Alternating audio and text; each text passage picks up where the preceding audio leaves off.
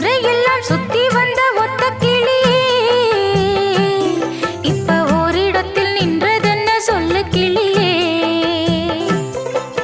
சொந்த பந்தம் யாருமின்றி வந்த கிளியே ஒரு சொந்தம் இப்போ வந்ததென்ன வாசல் வழியே.